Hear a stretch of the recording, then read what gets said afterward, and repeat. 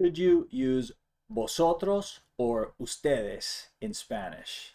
So somebody told you you shouldn't use vosotros. They said, no, we don't use that here. We just use ustedes, right? Because it's in Latin America, maybe in Mexico, Colombia, Argentina, or wherever. They only use that in Spain, they tell you.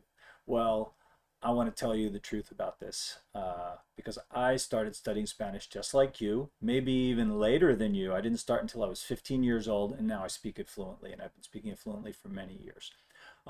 If you like my videos, please subscribe, give it a thumbs up, and I also teach Spanish, so you're going to find a link to my italki page so that you can go there and take a class with me, or you can find some other teacher who teaches Spanish or whatever language you're interested on that website, and that's fine. It's fine with me. I'm for everybody to find the teacher that they like to work with. But let me now tell you why it's so important that you do learn the vosotros form, even if you're only planning on speaking to, let's say, Mexicans or Ecuadorians or Colombians or Venezuelans or Puerto Ricans or Cubans or people in the Americas who don't generally use vosotros. If you're not sure about this, you're completely confused about what I'm talking about. Vosotros and ustedes, those two words, mean you guys in Spanish. So in Spanish, they have a word, it's plural for you. In English, we don't really have that. We just have you and you in a textbook anyway. But so how we fix that in English, we say you guys, or in the South, y'all, you all of you, or in New York, use guys. So in Spanish, they actually have a word for it, and most languages have a plural you. And so in Spanish, you can say ustedes. The singular is usted. Usted is you for somebody that you kind of are not so close to, you keep a little distance from, or you don't know them. And so you're being polite. You say usted. And somebody who's your friend, you say tú. Or somebody you want to be friendly with, tú. But in the plural, they have two other words. So the one that's more friendly is vosotros. Vosotros. But in general, they really only use this in Spain. But you also see it like in the Bible or in some older books. You'll see this, but definitely any Spanish writers. But in Latin America, it's true. They say ustedes, ustedes. That's the plural. Usted is singular. Ustedes, ustedes is the plural you. Now, I'm so glad that my teachers insisted that we know that we knew the vosotros form, and we were tested on it, and there was no way to get out of that. And I hear that some teachers just skip over it, and I think that's terrible. It's a terrible thing to do, and let me tell you why.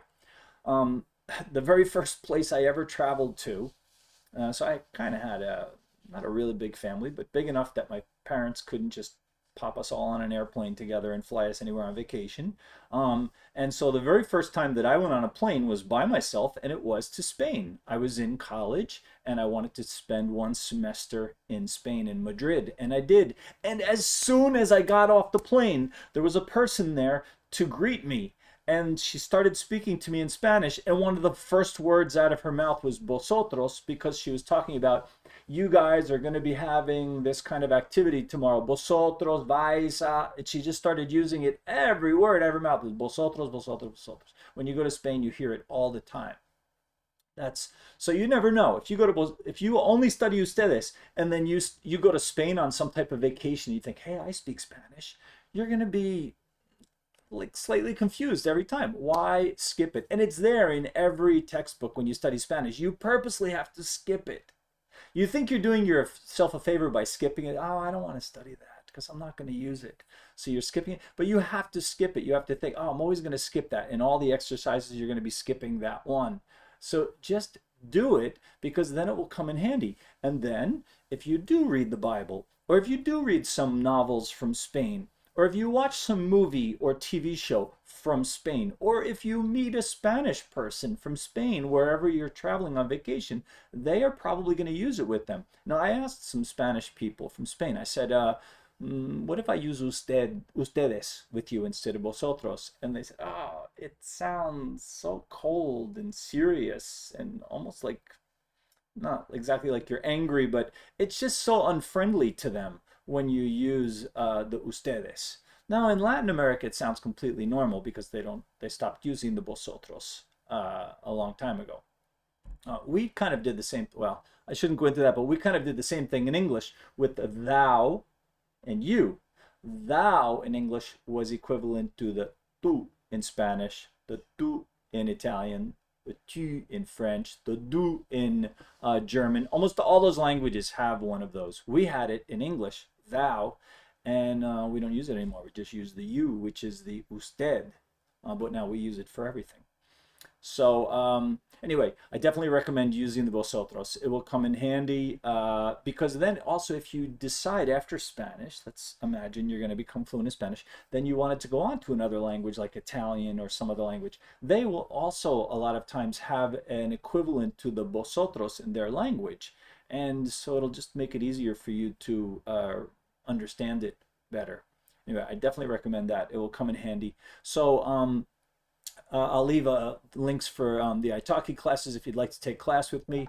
And I will also leave a link for a great Spanish verbs book. And you know, I'm an Amazon associate, so I earn qualifying purchases. I earn from the qualifying purchases.